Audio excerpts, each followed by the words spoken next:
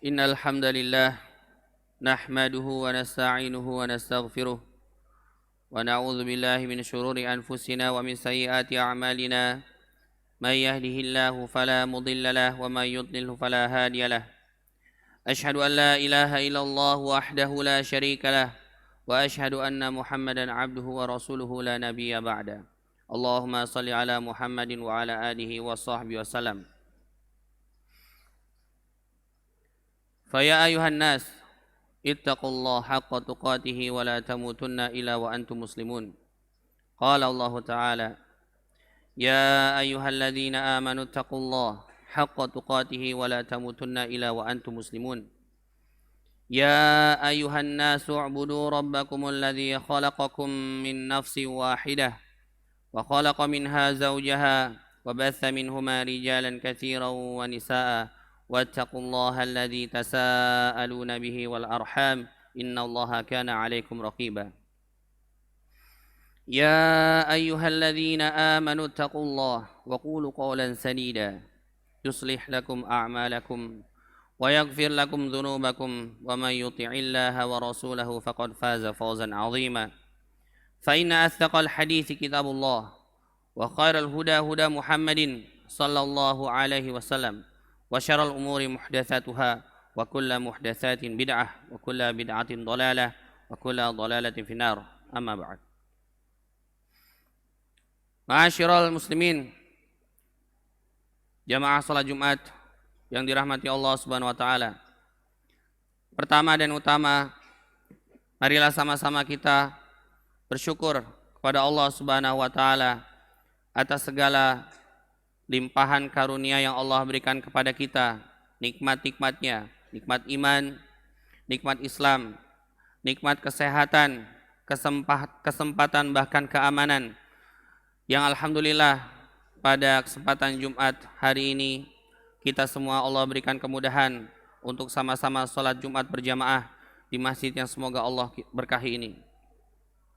Salawat iring salam semoga Allah senantiasa limpahkan kepada qudwah hasanah kita, suri tauladan kita yaitu Nabi Muhammad sallallahu alaihi wasallam. Semoga salawat Allah berikan juga kepada istri-istri beliau, Ummul Mukminin, juga kepada keluarga beliau, ahlul bait beliau, juga kepada para sahabatnya dan juga kita yang senantiasa berittiba kepada sunah-sunahnya hingga yaumul akhir.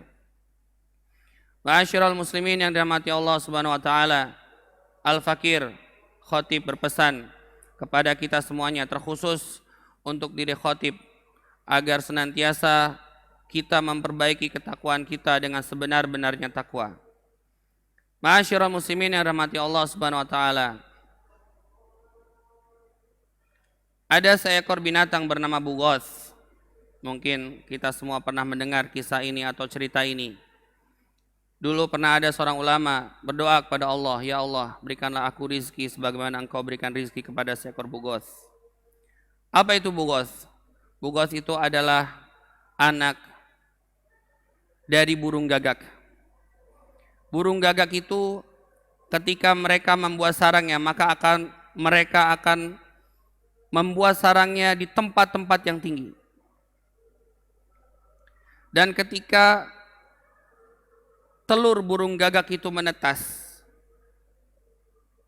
maka sang induk meninggalkannya. Kenapa sang induk meninggalkannya?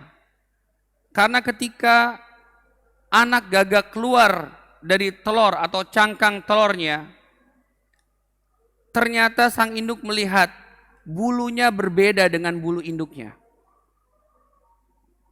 Bulu anak gagak ternyata hadirin semuanya, itu bukan berwarna hitam. Tetapi burung gagak itu, anaknya itu berwarna putih bulunya. Sedangkan induk burung gagak berwarna hitam. Maka sang induk melihat, ini bukan anak saya. Maka ditinggalkanlah bughath atau bayi burung gagak itu, ditinggalkan oleh induknya. Induknya pergi, tetapi induknya tidak pergi begitu saja meninggalkannya. Induknya hanya melihat dari kejauhan, mengamatinya. Hadirin yang dirahmati Allah Subhanahu wa taala.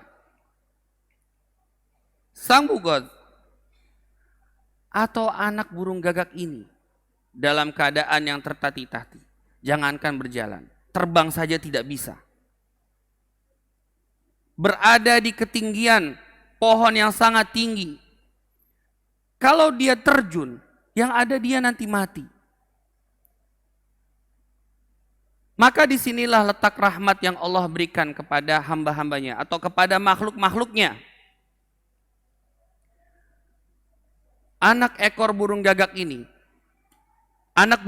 ini, kemudian dia mengeluarkan bau-bauan, mengeluarkan aroma-aroma yang hanya bisa diendus, yang hanya bisa dicium oleh ulat-ulat atau serangga-serangga yang ada di sekitar sarangnya.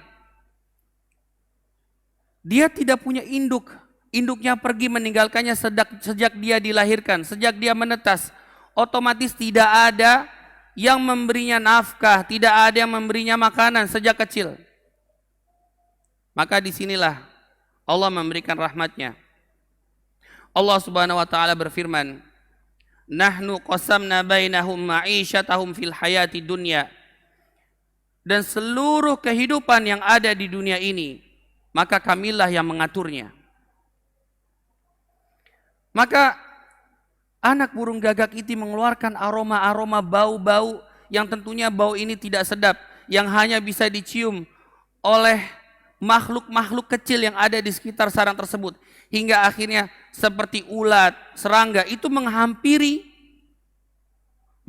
sarang anak burung gagak tersebut.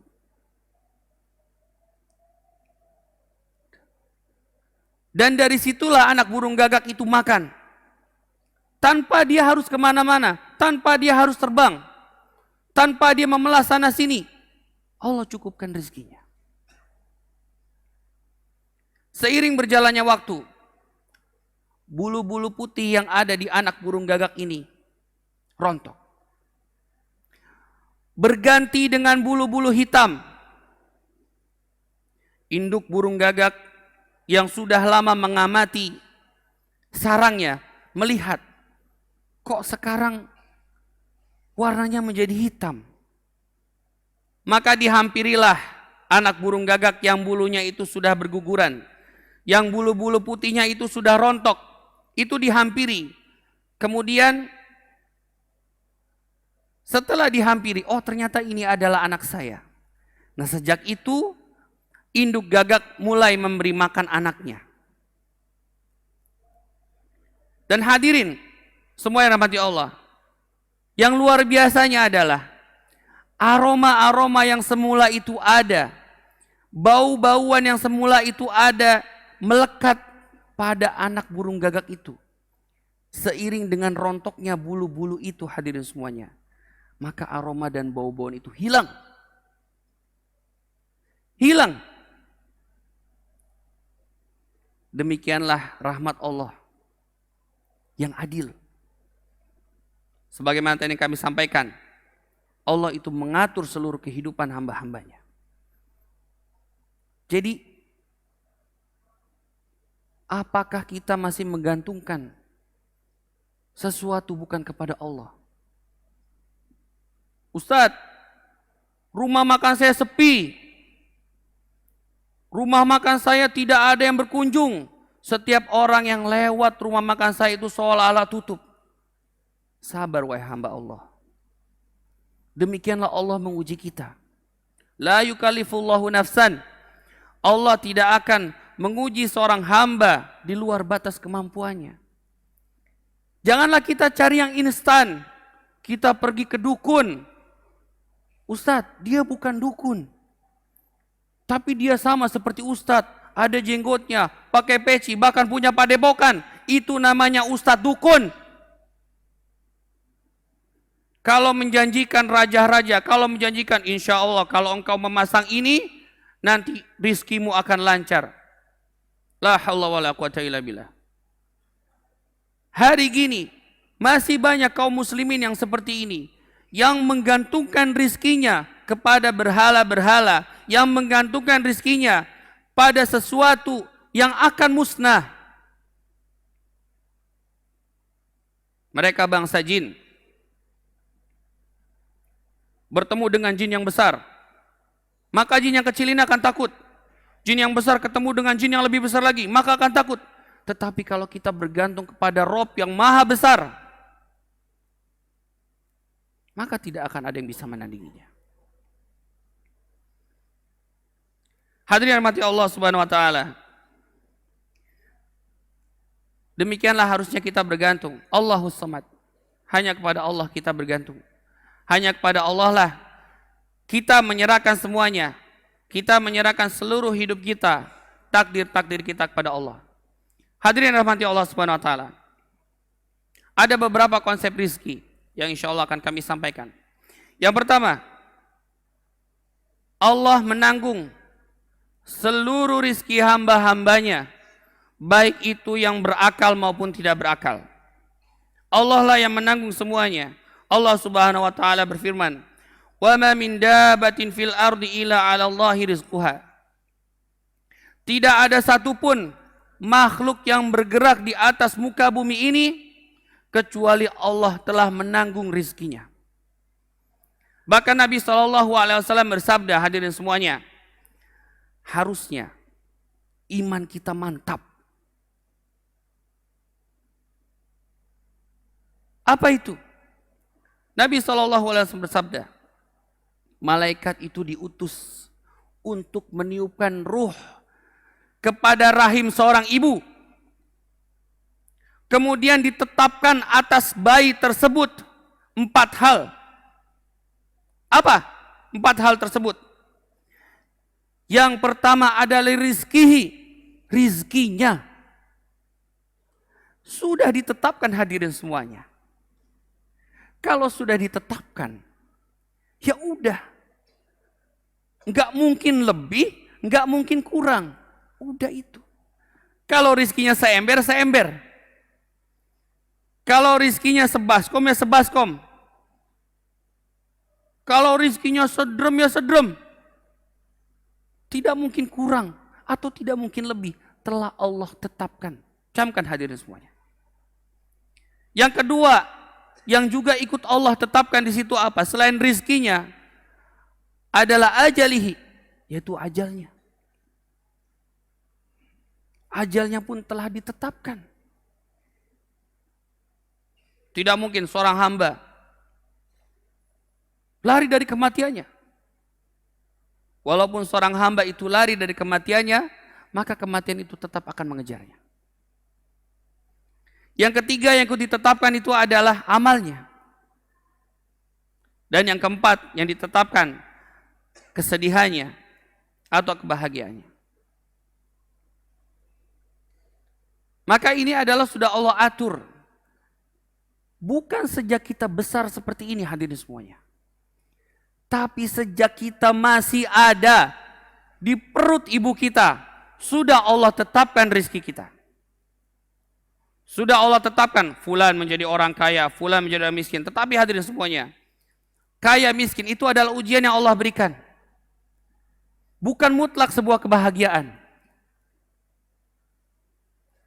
Apakah orang bahagia itu harus menjadi orang kaya? Tidak. Apakah orang bahagia itu, udah saya miskin saja Ustaz? Tidak.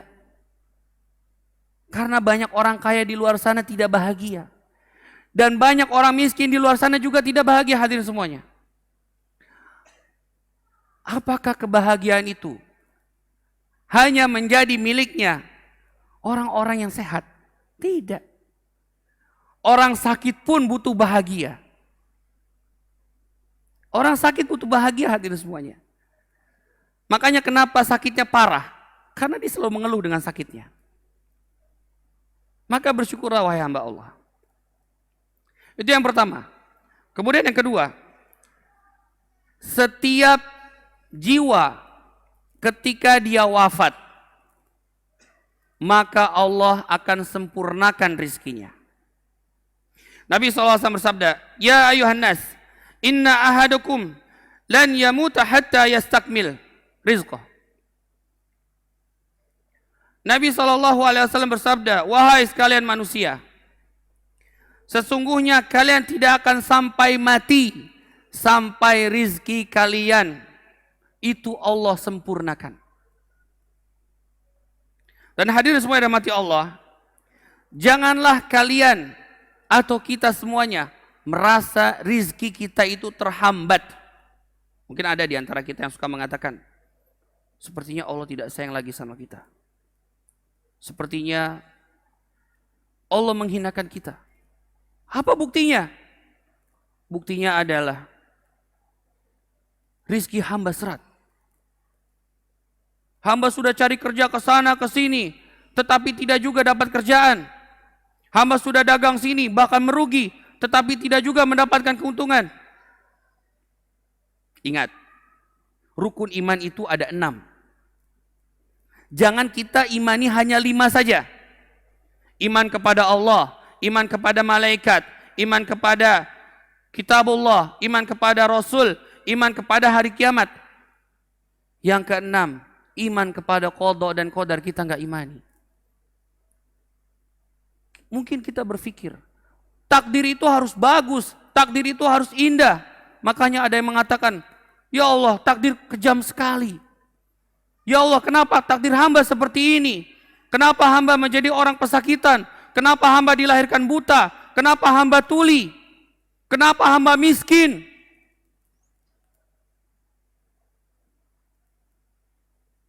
Hadirin semua yang dirahmati Allah Subhanahu wa taala. Syekh Al-Maghamisi pernah berkisah dalam ceramahnya. Ada seorang jatuh ke dalam sumur. Kemudian orang yang jatuh ke dalam sumur itu minta tolong. Kemudian ada orang yang lewat sumur tersebut, kemudian ditolong. Ditolonglah orang yang jatuh ke dalam sumur tersebut. Setelah ditolong oleh orang yang menolongnya, orang yang jatuh ke dalam sumur ini diberikan air minum. Silakan antum minum. Dia minum. Kemudian sudah merasa tenang. Maka yang menolongnya ini berkata, gimana ceritanya antum bisa masuk ke dalam sumur? Kemudian orang yang tadi jatuh ke dalam sumur itu menceritakan kronologinya. Qadarullah, dia terjatuh kembali. Apa yang terjadi hadirin semuanya? Ternyata dia wafat.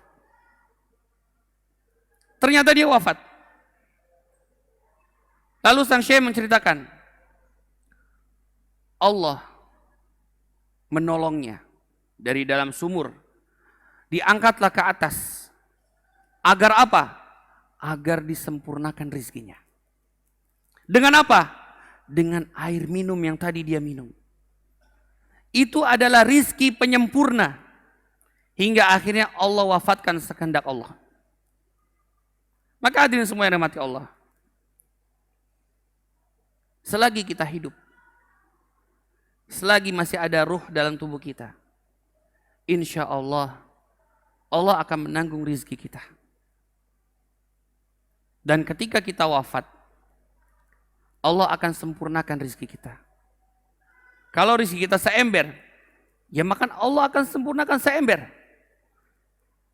Kalau rizki kita sebako, maka Allah akan sempurnakan sebaskom dan seterusnya. Hadirin semua yang dirahmati Allah Subhanahu wa taala. Konsep berikutnya. Yang ketiga. Yang namanya rizki. Yang namanya rizki itu adalah sesuatu yang kita nikmati. Sesuatu yang kita manfaatkan, bukan yang kita miliki. Dan yang namanya rizki, hadirin semuanya, tidak selalu soal uang. Tidak. Mata kita, telinga kita, mulut kita, hidung kita, bahkan seluruh organ-organ yang ada di dalam tubuh kita, ini adalah rizki yang Allah berikan. Coba sama-sama kita bayangkan hadirin semuanya. Ketika kita tidur, apakah jantung kita ikut tertidur? Apakah jantung kita berhenti? Tidak. Ketika kita tidur, apakah paru-paru kita itu berhenti? Tidak. Ketika kita tidur, apakah ginjal yang Allah berikan ini, 2 ginjal ini, itu berhenti untuk istirahat? Tidak. Dia tetap berjalan hadirin semuanya. Kalau ada orang-orang yang menjual ginjal ini sangatlah bodoh. Karena nilainya itu tidak sebanding dengan apa yang dia dapatkan. Dia hanya menjualnya sekian miliar, puluhan miliar, itu tidak sebanding hadirin semuanya. Rizki tidak selalu tentang uang. Uang dan uang. Sebagaimana Nabi SAW bersabda, Yaqulu ibnu Adam, mali, mali. Hartaku, hartaku. Bani Adam berkata, hartaku, hartaku. Padahal hakikatnya hadirin semuanya, yang dimaksud dengan harta ini adalah definisi yang Nabi SAW sampaikan. Definisi harta itu adalah sesuatu yang kita pakai. Baju kita, ini adalah harta kita. Kalau baju kita tidak kita pakai, itu bukan harta kita. Baju yang ada di dalam lemari kita, yang lusinan bahkan kodian, menumpuk, setiap bulan kita belanja, tetapi kita hanya memakai dalam sepekan itu hanya 7 baju semua. Itu bukan harta kita hadirin semuanya. Harta kita itu adalah yang melekat, yang kita pakai. Ini baju kita, ini adalah harta kita. Sampai usang itu adalah harta kita. Lalu apalagi harta kita? Yang kita makan hadirin. Yang kita makan.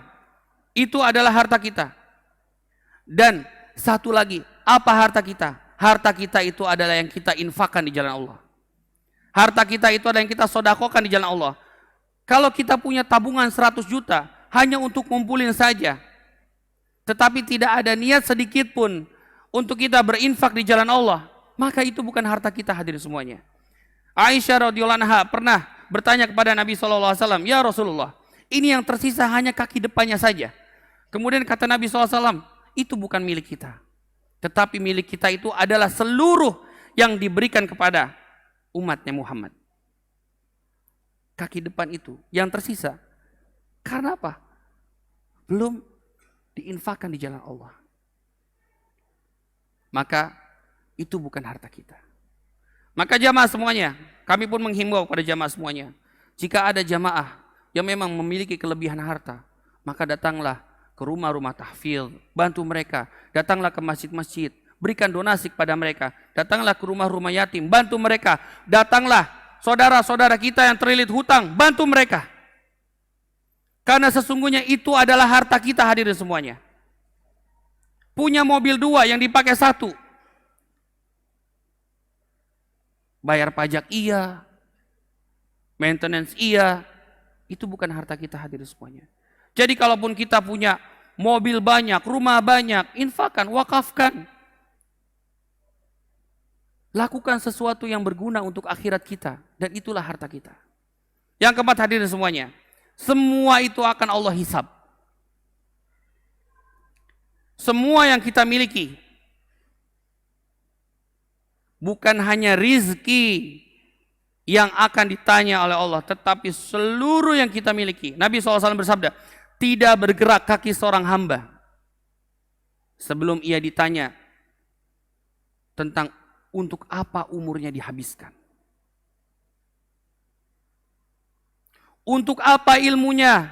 Bagaimana ia mengamalkan ilmunya? Dari mana hartanya? Dan kemana hartanya pergi? Dan yang terakhir adalah untuk apa organ-organ tubuhnya itu digunakan?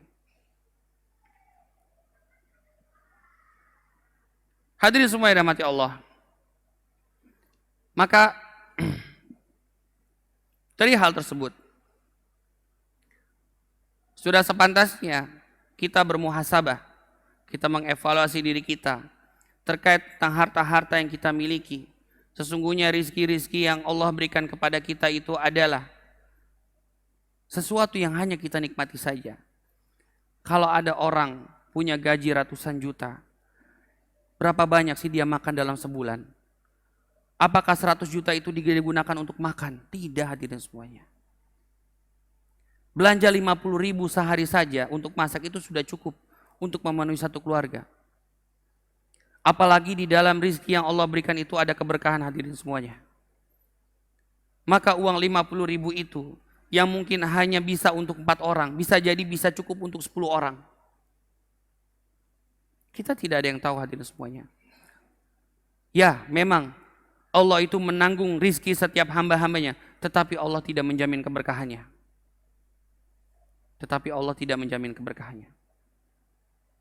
Barakallahu li wa lakum bil Qur'anil azim wa nafa'ani wa iyyakum bima fihi minal ayati wa dzikril hakim. Aqulu qouli hadza fastaghfiruhu innahu wal ghafurur rahim.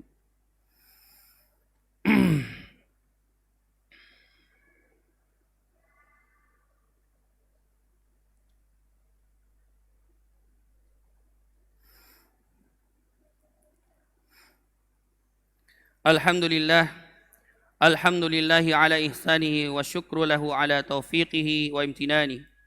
Wa ashhadu an la ilaha illallah wahdahu la syarika lah wa ashhadu anna Muhammadan abduhu wa rasuluhu ad-da'i ila ridwani. Allahumma salli ala Muhammadin wa ala alihi wa sahbihi wa sallim tasliman katsiran. Ya ayuhan nas, ittaqullah haqqa tuqatihi wa la tamutunna illa wa antum muslimun. Hadirin rahmati Allah Subhanahu wa taala. Jika rizki itu dilihat dari mereka yang senantiasa bekerja keras, bekerja dari pagi sampai malam, maka tentunya orang-orang yang berhak mendapatkan rizki itu adalah mereka yang bekerja menggali tanah atau para buruh-buruh kasar itu.